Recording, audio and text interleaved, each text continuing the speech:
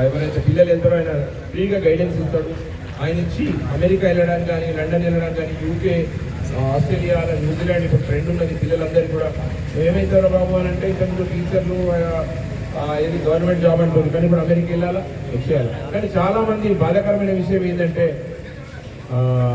రమేష్ అన్న, చాలామంది అక్కడ పోయిన తర్వాత బాధపడుతూ ఇప్పుడు బయటకు వెళ్ళలేక, ఇంతకుముందు అంటే అక్కడ జాబ్ చేసుకుని ఇంటి నుంచి డబ్బులు లేకుండా, కానీ ఇప్పుడు తల్లిదండ్రులు కంపల్సరీగా ఇక్కడ నుంచి 2 లక్షలను పంపిస్తున్నారు.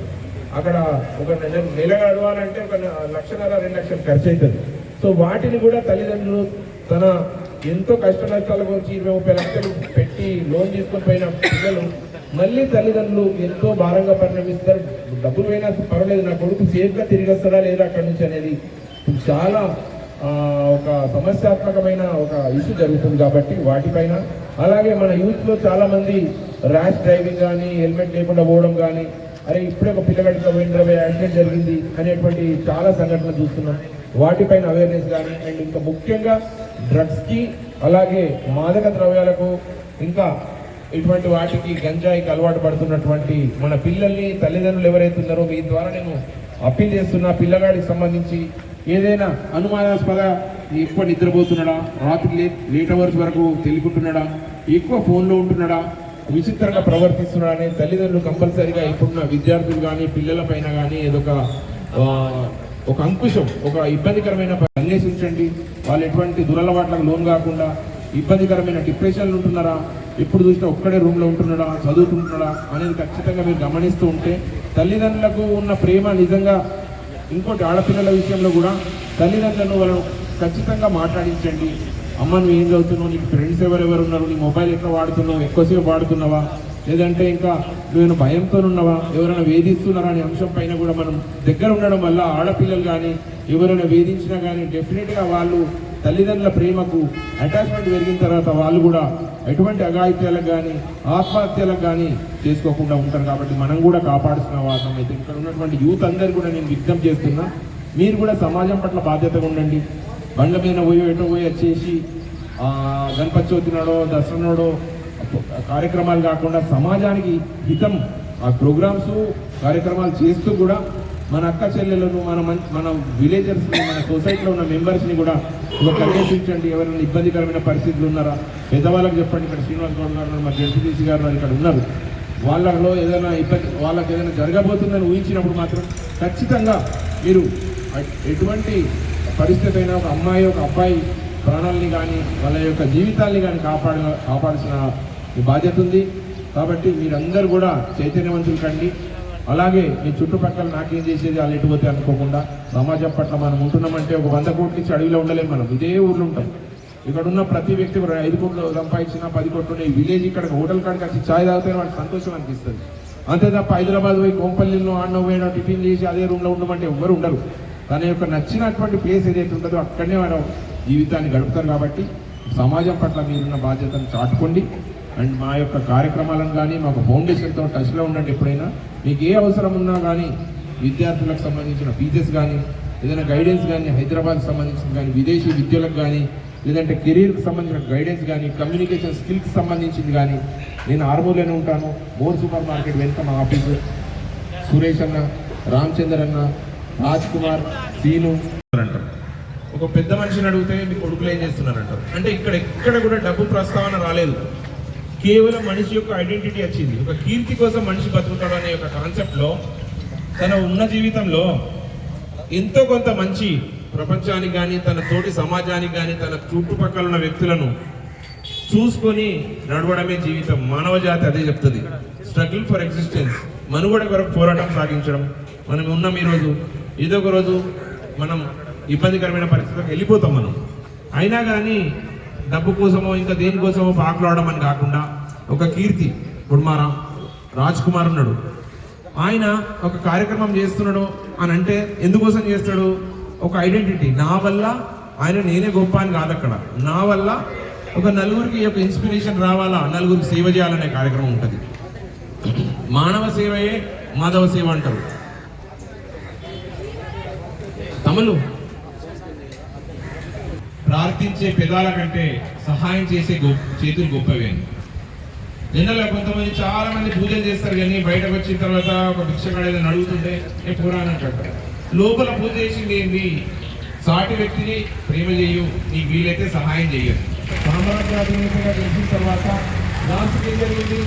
2 చేతులు పైకి పెట్టి నన్ను సమాధి చేయమని చెప్పింది. అంటే ఈ ప్రపంచం నుంచి ఒట్టి చేతులతో వచ్చినా ఒట్టి చేతులతో వెళ్ళిపోతాం. మధ్యలో ఉన్నదంతా ప్రేమను పంచండి, ప్రేమ నీకు వీలైనంత సహాయం చేయి, కానీ ఎదుటి వ్యక్తిని ఇబ్బంది పెట్టకు. నీకు ఆ ఇబ్బంది పెట్టింది ఇంతకుముందు 10 జన్మలో వచ్చే జన్మల్లో అలా పిల్లలకు ఉంటుండే, కానీ ఇప్పుడు బాగా ఫాస్ట్ అయింది. 5G 6Gలో నేను మోసం చేసుకోకుండా నైతిక విలువలతో కట్టుబడి సమాజానికి ఒక మంచి సేవ చేయాలనే సంకల్పం ఉండాలి. ఎంతో మందికి డబ్బు ఉంటుంది కానీ దానగుణం ఉండదు.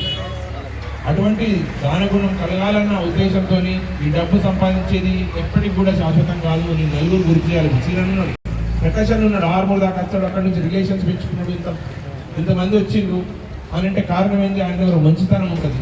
అది పోయినపై నా ఊరి కోసం నేను ఏం చేయాలి, నా కమ్యూనిటీకి చేయాలి, నా మనుషులకు చేయాలి, నా కాన్సెప్ట్ని బిల్డప్ చేయడానికి ఫౌండేషన్ ఏర్పాటు చేయడం జరిగింది. ఈ కార్యక్రమంలో పాల్గొంటున్నటువంటి హోటల్ కాడికి పోదామనే క్యాప్చర్ నేను ప్రత్యేకంగా ఎందుకు అనుకున్నామనంటే, ప్రతి విలేజ్లో హోటల్ దగ్గరనే మంచి చర్చ జరుగుతుంది, మంచి ప్రేమ జరుగుతుంది, ప్రతి ఒక్కళ్ళ యొక్క విషయాలు తెలుసుకుంటారు. ఊర్లో ఏమైనా అద్భుతాలు జరిగినా, లేదంటే విశేషాలు జరిగినా, లేదంటే ఇంపార్టెంట్ కార్యక్రమాలు జరిగినా ఇక్కడ నుంచే స్టార్ట్ అవుతుంది. సో మంచి వ్యక్తులు ప్రతి ఒక్కరు కూడా ఇక్కడికి వచ్చి తన యొక్క ప్రేమని ఇక్కడ నలుగురితో మాట్లాడుకోవడం జరుగుతుంది. కానీ పట్టణాల్లో అటువంటి స్థితి ఉండదు. ఎవరి లైఫ్ వాళ్ళదే, ఎవరు ఎక్కడ ఉన్నాడో తెలియదు. ఎప్పుడో భాగంగా పిల్లలకు ఇప్పుడు చాలా మంది ట్రెండింగ్ చూస్తారు. చాలా మంది ఏమంటారు, నేను పుస్తకాలు పంచుతాము, అవి పంచుతాము, ఇవి పంచుతాము. అట్లా కాదు. ఒక నిజమైన విద్యార్థి, మా శ్రీనివాస్ గౌడ్ ఉన్నాడు, మా ప్రకాశ్ ఉన్నాడు, అన్న ఊర్లో ఒక పేదరాలు ఉన్నది, ఆమెను ఎవరూ పట్టించుకోవట్లేదు. ఒక ఇల్లు కట్టడానికి ఇది లేదు, గవర్నమెంట్ సహాయం అందలేకపోతుంది. చాలా మందికి సంకల్పం ఉన్నా కానీ అది చేయలేకపోతున్నారు. మీ సంస్థ నుంచి ఏమన్నా ఆమెకు అండదండగా ఉంటున్నారా? కొడుకులు లేరు, పిల్లలు లేరు, వాళ్ళకు కొంచెం మీరు ఏమైనా సహాయం చేయగలుగుతారంటే ఇమ్మీడియట్గా మా దగ్గర ఉన్నటువంటి 100 మంది ప్రతి ఒక్కరు కూడా ఒక 1000 మందితో సమానం. వాళ్ళు ఇన్స్టెంట్గా ఆలోచించి, అన్న మనకు అక్కడ ప్రాబ్లం ఉంది, మనం అక్కడ పోదామని చెప్పి అక్కడికి వెళ్ళి సహాయం చేయడం జరుగుతుంది. ఇప్పుడు కూడా ఈ కార్యక్రమం ఎందుకు ఏర్పాటు చేయడం, ఆర్పాటం ఎందుకు, ఇంత పబ్లిసిటీ ఎందుకు అని మీకు డౌట్ రావచ్చు. సహాయం చేస్తున్నారనే వ్యక్తి జరుగుతున్నప్పుడు ఆటోమేటిక్గా ఇంకొక వ్యక్తికి సహాయం చేయడానికి సంకల్పం వస్తుంది. మీరు గమనించండి, మాబ్లో పోతున్నాం, ఎవరు ఒక మనిషికి వేస్తలేరు. వెనుక నుంచి వచ్చే వ్యక్తులు మనం వేయకపోతే ఆయన వేయలేడు కదా నేను అనుకుంటాడు. అదే ముందున్న వ్యక్తి వేసిండు అనుకోండి, అయ్యో ప్రపంచం ఏమనుకుంటుందో నాకు ఆలోచన ఉంది అని చెప్పి అతను కూడా సహాయం చేయడానికి సిద్ధమవుతారు. అందుకోసం ఆ సంకల్పాన్ని బిల్డప్ చేయడానికి మనం ఇక్కడికి వచ్చినాం. మనం ఒక్కడనే కాదు, ఇక్కడ ఉన్న ప్రతి ఒక్కరికి కూడా దానగుణం ఉంటుంది. ఎంతైనా సంపాదించాలి, దాంట్లో 20%, 15% నిజమైన అర్హులు ఎవరైతే ఉంటారో వాళ్ళకి చేయాలన్న ఆలోచన రావాలన్న ఉద్దేశంతో కార్యక్రమాన్ని ఏర్పాటు చేయాలి. ప్రొఫెషనల్గా ఎంతో బిజీ ఉన్నా కానీ ఇక్కడ ఉన్నటువంటి చాలా మంది వ్యాపారస్తులు, బిజినెస్ మ్యాన్లు, ప్రొఫెషనల్స్ 30 సంవత్సరాల కింద నాగేశ్వరరావు ఐలాపూర్లో ఒక డాక్టర్ ఉంది, ఫేమస్ ఉంటుండే రఘుపతిరావు గారు. నేను నందిపేట నుంచి ఇక్కడికి వచ్చి ఇంజక్షన్ చేయించుకుని పోయేటప్పుడు 30 సంవత్సరాల కింద. సో అటువంటి వ్యక్తిని మనం గుర్తు చేసుకుంటాం. సమాజంలో అట్టడుగు వర్గాలు, ఇంకా కింది స్థాయి వర్గాల్లో చాలా ఇంకా పేదరికం ఉంది. ప్రభుత్వం అన్ని ప్లేసెస్ కూడా డైరెక్ట్గా వెళ్ళలేకపోతుంది, కానీ సామాజిక రుగ్మతలు ఉన్నాయి ఇంకా. సో వాటన్నింటినీ కూడా ఆలోచింపజేసే విధంగా మన ఫౌండేషన్ ఉండాలని కోరుతున్నాం. ఇప్పుడు లేటెస్ట్ ట్రెండింగ్ ఏం జరుగుతుంది మిత్రులారా, అమెరికా అనేది వచ్చింది. నాకు తెలిసి గౌడ్ సాబ్ ఒక 20 మంది ఇంట్లో ఒక 4-5 అమెరికా పోవడానికి ప్లాన్ చేసుకుంటున్నారు ఇప్పుడు పిల్లలందరూ కూడా.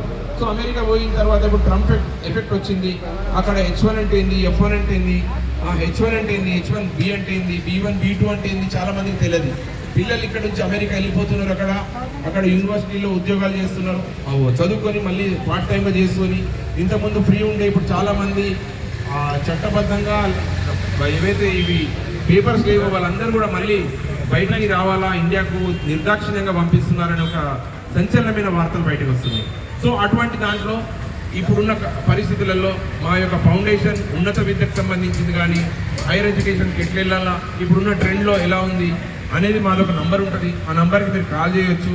అమెరికాలో పిల్లలు ఎలా ఉంటున్నారు, యూనివర్సిటీలు ఏవి బాగున్నాయి, ఏది చదివితే బాగుంటుంది, నా చట్టబద్ధంగా ఉండడానికి ఎటువంటి డాక్యుమెంట్స్ అవసరం పడతాయి, మరి ఇల్లీగల్ ఇమిగ్రెంట్స్ ఉన్నారు వాళ్ళను ఇండియాకి సేఫ్గా తీసుకురావడానికి ఎటువంటి అవకాశాలు ఉన్నాయి అనే దానిపైన ఇప్పుడు మేము ఫోకస్ చేసినాం. చాలామందిని అడుగుతున్నాం, మాకున్న ఎక్స్పర్ట్స్ని అమెరికాలో ఉన్న కానీ ఇక్కడ మిగతా ఉన్న ప్లేసెస్ వాళ్ళని కూడా అడుగుతున్నాం.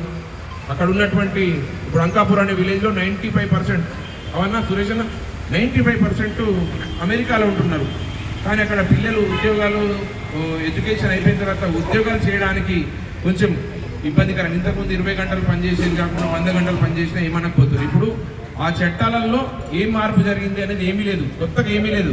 కాకపోతే ఆ చట్టాలను పవిత్రంగా వాళ్ళ దేశం కొరకు రక్షణ కోసం వాళ్ళు ఇమ్మీడియట్గా మిగతా వాళ్ళను పంపించాలని ఒక ఆలోచనతో వాళ్ళ దేశం యొక్క సౌభ్రాతృత్వం కోసం వాళ్ళు ఇమ్మీడియట్గా వాళ్ళందరినీ పంపిస్తున్నారు. సో అటువంటి పరిస్థితులలో మనం ఏం చేయాలి ఇప్పుడు అనేది ఎవరైనా ఉంటే మమ్మల్ని సలహా తీసుకోవచ్చు.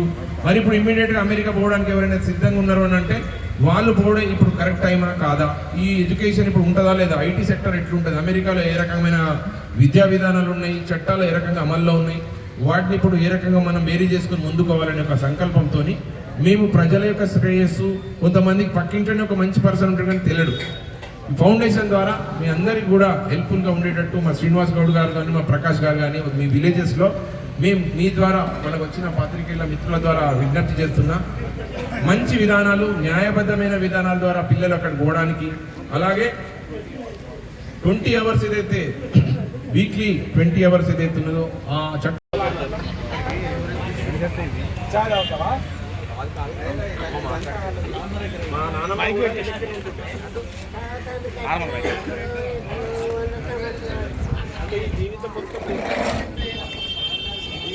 ఏం ఆలోచిస్తున్నారు, ఈ జీవితం మంచిగా జరిగిందా, సంతోషంగా జరిగిందా, బాబు ఎప్పుడు పోయిండు,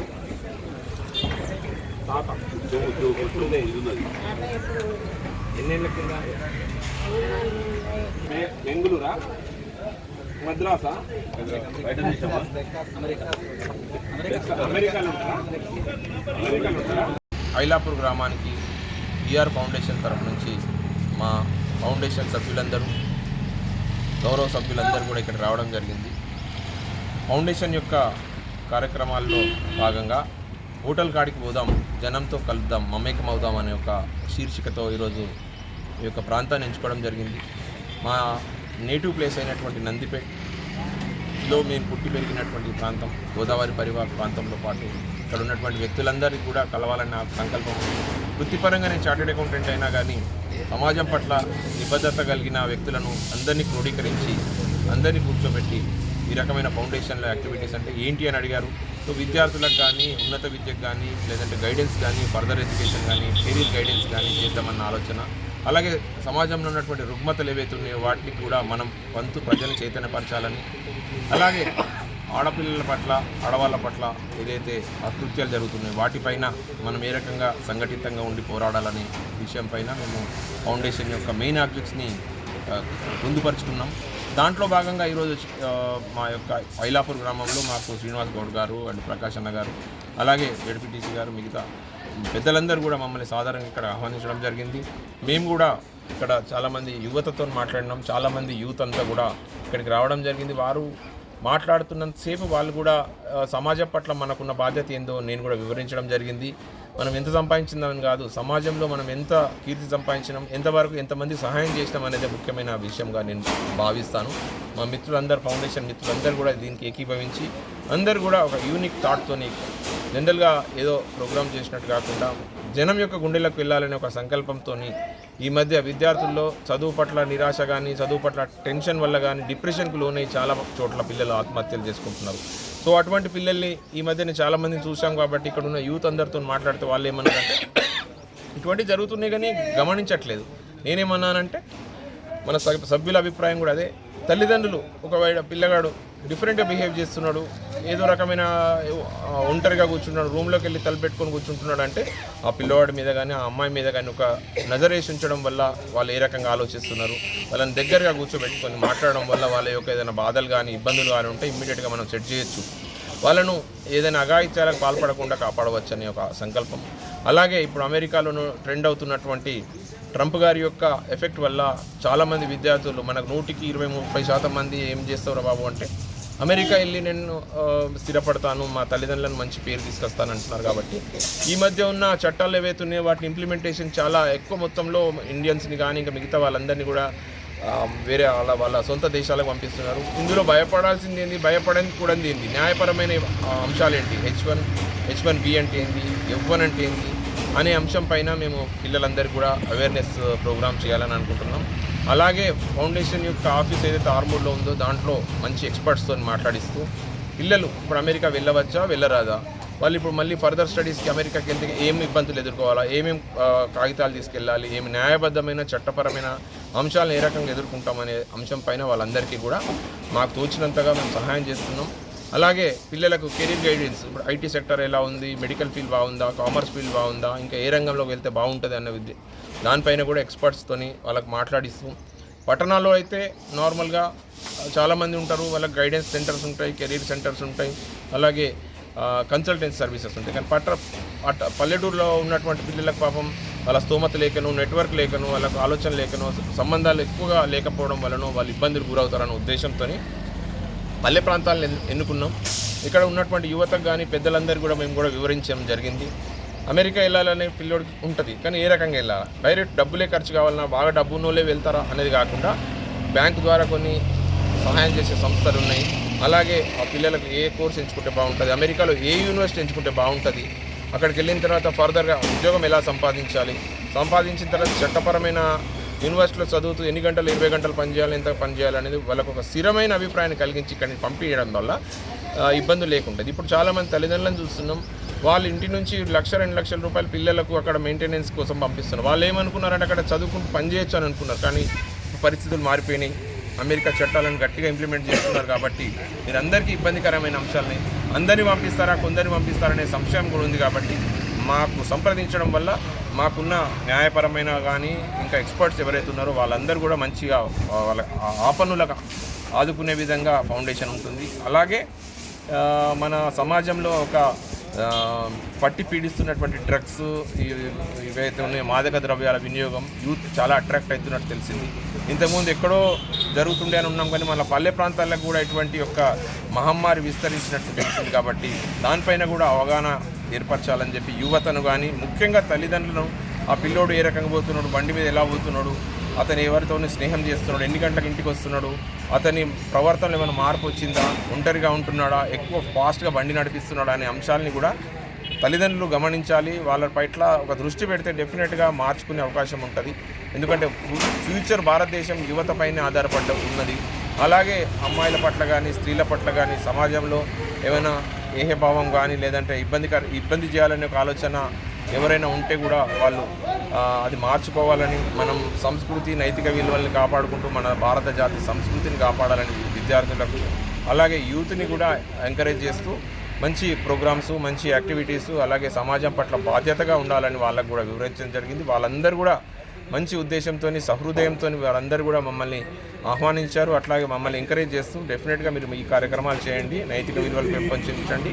అలాగే విద్యార్థుల జీవితాలకు సంబంధించి కూడా మీ గైడెన్స్ మాకు చాలా సంతోషాన్ని ఇస్తుంది. మా విలేజ్లో ఎవరు డెవలప్ అయినా కూడా మేము చాలా సంతోషం. అలాగే ఐలాపూర్లో 14 మంది జవాన్లు, 13 మంది కానిస్టేబుల్స్ దేశ సేవల్లో వాళ్ళ సేవలను వినియోగించుకుంటున్నారు. కాబట్టి ఆ విలేజ్ అంటే మాకు ప్రత్యేకమైన అభిమానంతో ఇక్కడ రావడం జరిగింది. ప్రతి ఒక్కరు కూడా మమ్మల్ని ఆదరించి మా యొక్క కార్యక్రమాలను వాళ్ళు సంతోషంగా స్వీకరించి గ్రామం అంతా కూడా తిరిగి అందరినీ ఒకసారి పలకరించి మా యొక్క ఫౌండేషన్ ఏముంది, ఏ అవసరం ఉన్నా మేము ఉంటామా అని చెప్పి వాళ్ళ భరోసా కలిగించి వచ్చినటువంటి మా మిత్రులందరూ కూడా సంతోషంగా ఇక్కడ నుంచి వెళ్ళిపోతున్నాం.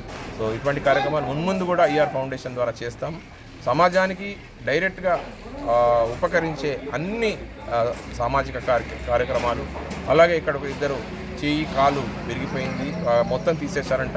వాళ్ళిద్దరికి కూడా ఆర్థికంగా సహాయం చేయడానికి మా జడ్పీటీసీ గారు అలాగే మన లక్ష్మీనారాయణ గారు, సొసైటీ చైర్మన్ లక్ష్మీనారాయణ గారు కూడా మాకు విన్నవించారు. సో వారికి కూడా నేను చెప్పాను, డెఫినెట్గా జైపూర్ ఫుడ్ కానీ ఇంకా ఏదైనా ఆర్థిక సహాయం చేయడానికి మేమందరం కూడా సిద్ధంగా ఉంటామని వారికి కూడా మాట ఇవ్వడం జరిగింది.